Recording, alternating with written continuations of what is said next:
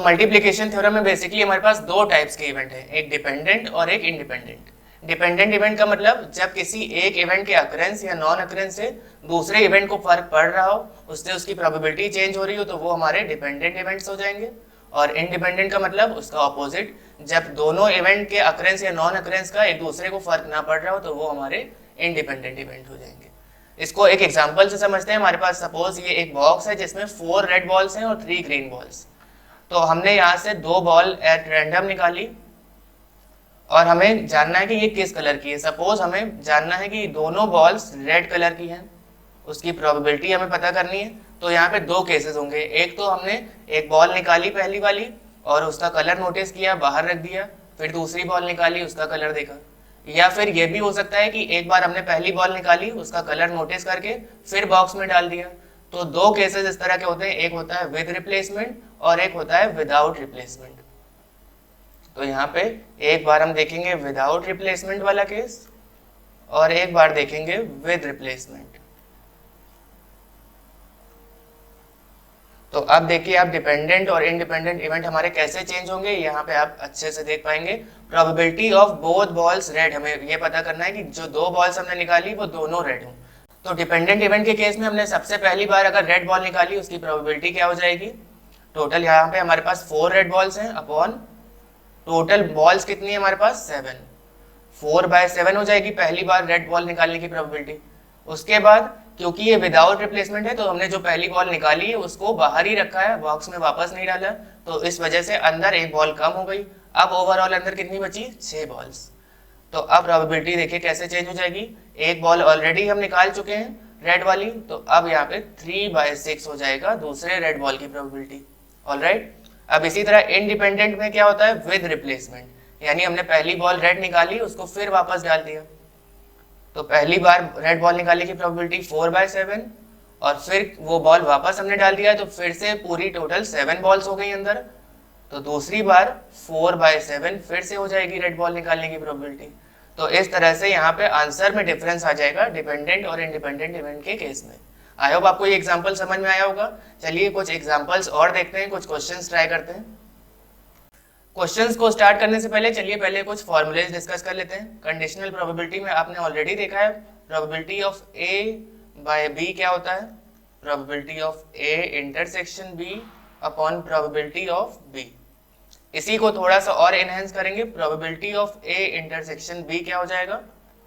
Probability of B into probability of A when B has already occurred. या फिर एक और केस हो सकता है इसमें, probability of B by A क्या होता है? Probability of A intersection B upon probability of A. तो यहां से भी probability of A intersection B क्या हो जाएगा? Probability of A into probability of B when A has already happened. तो इसको थोड़ा ध्यान से समझिएगा, यहाँ पे हमारी डिपेंडेंट इवेंट की बात हो रही है। ये हमारा फॉर्मूला जो भी है वो डिपेंडेंट इवेंट्स के लिए है। Probability of A intersection B का मतलब probability of both A and B. इसको कई बार पी ए बी भी लिखते हैं, जैसा अभी हमने ऊपर लिखा था बोथ रेड बॉल्स के लिए PRR लिखा था, वैसे ही ये ए बी भी लिख सकते हैं। और इसका क्या हो जाएगा probability? Probability of B into probability of A when B has already occurred. ये विदाउट रिप्लेसमेंट वाला केस आपको याद है, अभी हमने थोड़ी देर पहले डिस्कस किया था। एक बार प्रोबेबिलिटी ऑफ बी निकालेंगे और जब प्रोबेबिलिटी ऑफ ए निकालेंगे तो ये ध्यान में रखेंगे कि बी ऑलरेडी हैपेंड हो चुका है, तो यहाँ पे केस हमारा बदल जाएगा। ये तो बात हो गई डिपेंडेंट इवेंट की। सेम इसी तरह दूसरा वाला जो फॉर्मूला है हमारा, उसमें क्या है? Probability of A into probability of B when A has already occurred. तो ये 2 फॉर्मूले हमारे याद रखने हैं हमें डिपेंडेंट इवेंट के लिए। और फिर हम देखते हैं इंडिपेंडेंट इवेंट्स। अब इंडिपेंडेंट इवेंट में दोनों के अकरेंस या नॉन अकरेंस का दूसरे पे फर्क नहीं पड़ता है, तो प्रोबेबिलिटी ऑफ ए बी या फिर probability of A intersection B या probability of both A and B, इसका एक ही मतलब है। तो वो फॉर्मूला इस केस में हमारा क्या हो जाएगा? Probability of A into probability of B. यहाँ पे कंडीशनल प्रोबेबिलिटी नहीं लग रही है क्योंकि इंडिपेंडेंट इवेंट्स है हमारे, इसलिए सिंपल ये फॉर्मूला हो जाएगा probability of A into probability of B. पर डिपेंडेंट इवेंट में दूसरा वाला केस हमारा डिपेंडेंट था पहले वाले पे, इसलिए कंडीशनल प्रोबेबिलिटी वाला फॉर्मूला लग रहा है। तो ये कुल मिला के दो फॉर्मूले हमारे इंपॉर्टेंट है, एक डिपेंडेंट इवेंट का और एक इंडिपेंडेंट का। चलिए अब क्वेश्चंस ट्राई करते हैं। तो चलिए स्क्रीन पे सबसे पहला क्वेश्चन हमारा वो देखते हैं क्या है। अ box contains 9 red balls, 5 blue balls and 6 green balls. Total कितनी हो गई? 9 + 5 + 6 यानी 20 बॉल्स हो गई all over. 3 balls are drawn at random from the box. Find the probability that all will be blue. First part है तीनों ball हमारी blue होनी चाहिए। इस तरह से निकालेंगे इसको, तीनों बार ब्लू बॉल आ रही है यानी यहाँ पे 3 केसेस आ गए एक साथ। तो पहली बार हमने ब्लू बॉल निकाला, उसकी प्रोबेबिलिटी क्या हो जाएगी? 5/20। दूसरी बार एक बॉल क्योंकि ऑलरेडी निकल चुकी है ब्लू वाली, तो 4 अपॉन, अब टोटल अंदर कितनी बची एक निकालने के बाद? 19 इंटू 3/18। तो ये हमारी आ गई 3 ब्लू बॉल्स निकालने की प्रोबेबिलिटी। इसका जो भी आंसर होगा वो कमेंट में आप बताइएगा। इसी तरह दूसरा पार्ट देखते हैं। एटलीस्ट 1 विल बी ग्रीन, कम से कम एक तो ग्रीन होनी चाहिए। तो इसको निकालने का सिंपल तरीका है, एटलीस्ट 1 ग्रीन का मतलब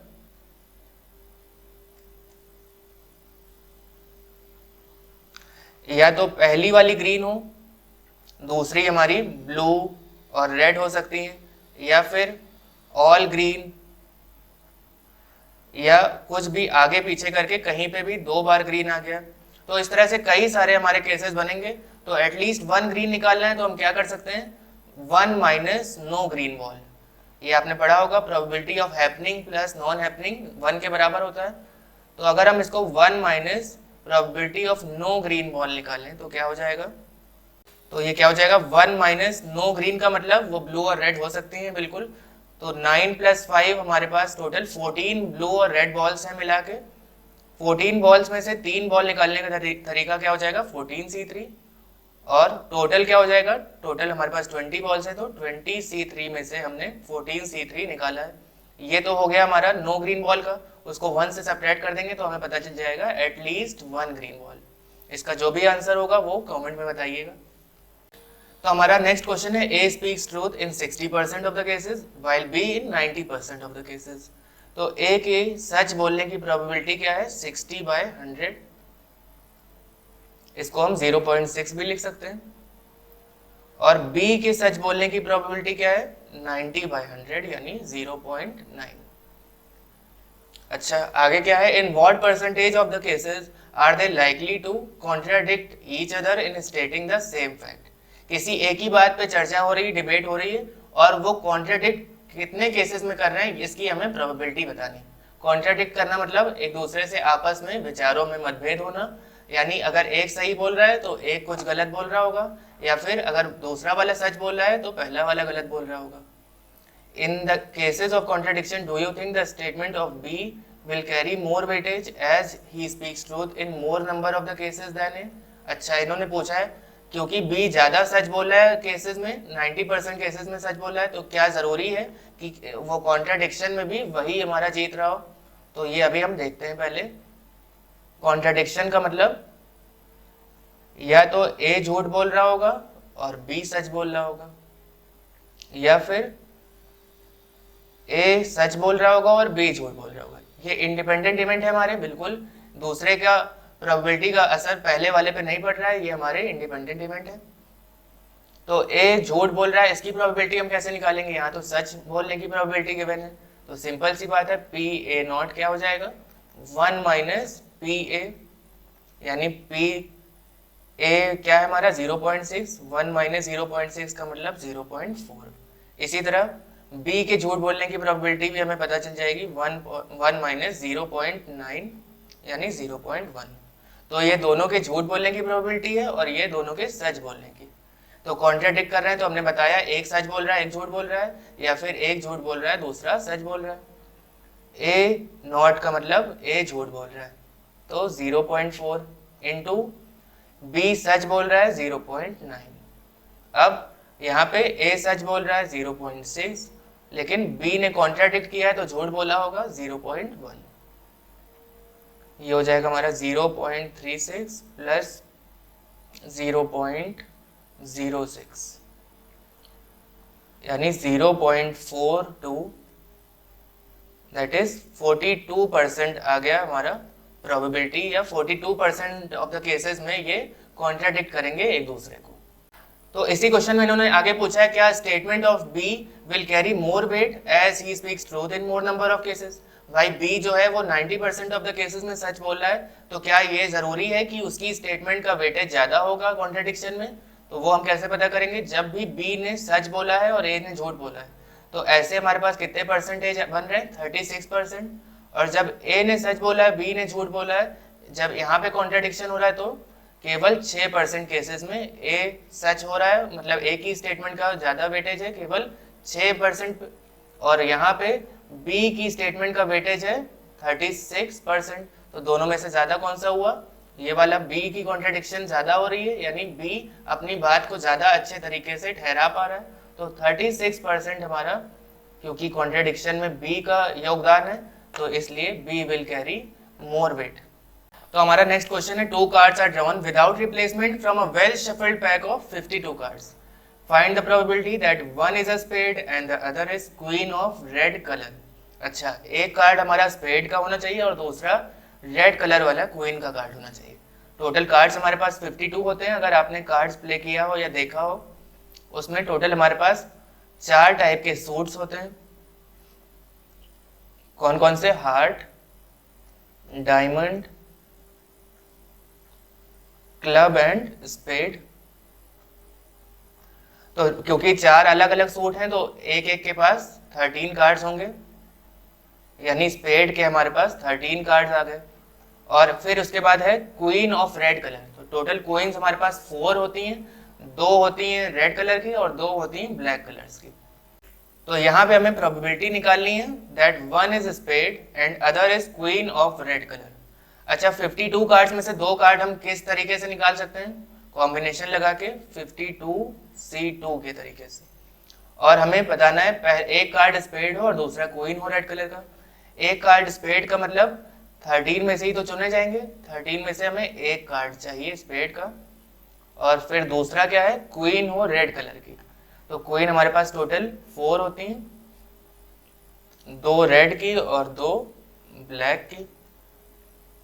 तो हमें रेड वाली क्वीन चाहिए, तो यहाँ पे प्रोबेबिलिटी क्या हो जाएगी उसकी? 2C1, यानी 2 क्वीन कार्ड्स में से जो रेड के हैं उनमें से हमें एक चाहिए। तो इसको सॉल्व कर लेंगे तो हमारे पास प्रोबेबिलिटी का आंसर आ जाएगा। 13C1 का मतलब 13 इंटू 2C1 का मतलब 2 हो गया, अपॉन 52C2 मतलब 52 इंटू 51 अपॉन 2 इंटू 1। इसको सॉल्व कर लीजिए और आंसर कमेंट में बताइए इसका भी। तो हमारा अगला क्वेश्चन है, एक डाई को हमने 3 बार टॉस किया। Find the probability of getting an odd number at least once. कम से कम एक बार ऑड नंबर आना चाहिए।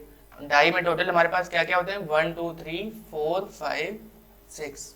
तो इन्होंने पूछा है कम से कम एक बार हमारा ऑड नंबर आना चाहिए। टोटल हमारे पास यहाँ पे पेयर्स बनेंगे तो 3 नंबर्स होंगे। सपोज पहले डाई पे हमारे पास 2 आ गया, दूसरे पे 1, तीसरे पे 5। इस तरह से कॉम्बिनेशन होंगे अलग अलग। और इन्होंने पूछा है कि एक बार तो कम से कम ऑड नंबर आना ही चाहिए, भले फिर 2 बार आए या 3 बार आए वो भी चलेगा, लेकिन कम से कम एक बार ऑड नंबर आना चाहिए। तो पॉसिबल आउटकम सबसे पहले क्या क्या? सैंपल स्पेसेस हो जाएंगी यहाँ पे, क्योंकि 3 बार हमने डाई को रोल किया है। एक बार रोल करते हैं तो 6 आउटकम्स आते हैं, 3 बार करेंगे तो 6 इंटू 6 इंटू 6, यानी 216 equally likely outcomes. Equally likely outcomes का मतलब सबकी प्रोबेबिलिटी सेम होगी, अकरेंस की प्रोबेबिलिटी सबकी सेम होगी। तो इन्होंने पूछा है getting an odd number at least once. तो ये निकालना थोड़ा मुश्किल हो जाएगा क्योंकि 216 केसेस हैं। तो अगर हम क्यों ना ऐसा करें कि 1 माइनस नो ऑड नंबर, ऐसी प्रोबेबिलिटी निकाल लें, यानी एक भी बार ऑड नंबर नहीं आया है, ऐसी प्रोबेबिलिटी हम ऐसे केसेस अगर निकाल लें वो ज़्यादा इजी पड़ेंगे। तो इवेंट ए हम मान लेंगे यहाँ पे no odd number on any die. किसी भी एक डाई पे ऑड नंबर आया ही नहीं है, उसकी प्रोबेबिलिटी निकाल लें, फिर 1 से उसको सब्ट्रैक्ट कर देंगे।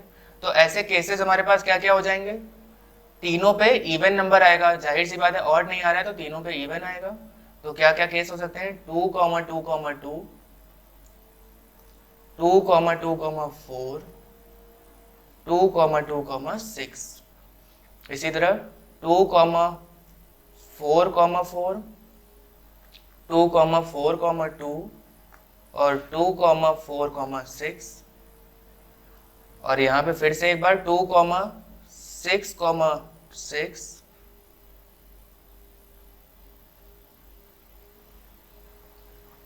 2, 6, 4 भी हो सकता है और 2, 6, 2 भी हो सकता है।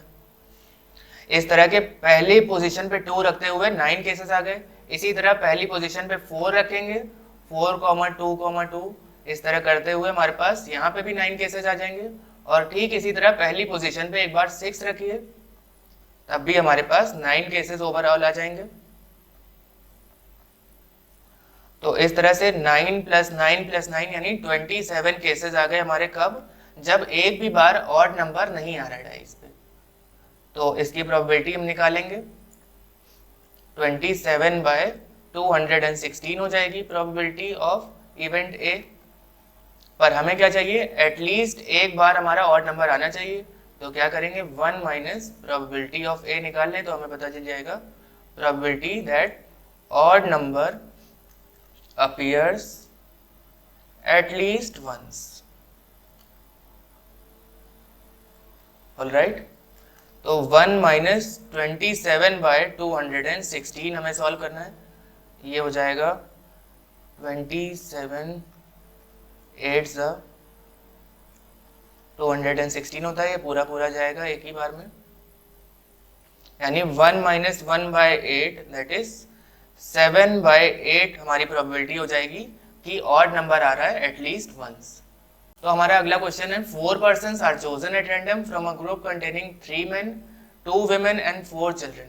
3, 2 and 4 टोटल 9 persons हो गए हमारे पास। और उनमें से 4 लोगों को सिलेक्ट कर लें। तो सबसे पहले number of ways of selecting क्या हो जाएगा, 4 persons फ्रॉम 9। यहाँ पे भी कॉम्बिनेशन अप्लाई होगा, 9C4 वेज में हम सेलेक्ट कर सकते हैं। Find the probabilities that exactly 2 of them are children। 4 लोगों को हमने सेलेक्ट किया, उसमें से 2 एग्जैक्टली चिल्ड्रन हो और बाकी जो बचे 2 हैं वो विमेन हो चाहे मैन हो, उससे फर्क नहीं पड़ रहा है।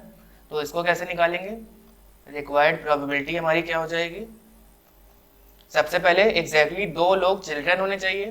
तो चिल्ड्रन टोटल हमारे पास 4 हैं, 4 में से 2 लोग को सेलेक्ट करने की प्रोबेबिलिटी 4C2 इनटू, अभी खत्म नहीं होती बात, 2 बचे हैं और उनको हम मैन या विमेन किसी में से भी ले सकते हैं। तो 3 मैन है और 2 विमेन है, यानी ओवरऑल 5 हो गए। 5 में से 2 लोगों को हमें सेलेक्ट करना है अपॉन 9C4। तो इसको सॉल्व करेंगे तो हमें प्रोबेबिलिटी पता चल जाएगी। 4C2 का मतलब 4 × 3/2, 5C2 का मतलब 5 × 4/2 और 9C4 का मतलब 9 × 8 × 7 × 6/4 × 3 × 2। इसको सॉल्व कर लीजिए तो हमारे पास आंसर आ जाएगा, required probability that exactly 2 of them are children। तो प्रोबेबिलिटी में इतना टफ नहीं होता है निकालना, बस एक बार आपको लैंग्वेज समझ में आ जा रही है तो आप इसको आसानी से सॉल्व कर लेंगे।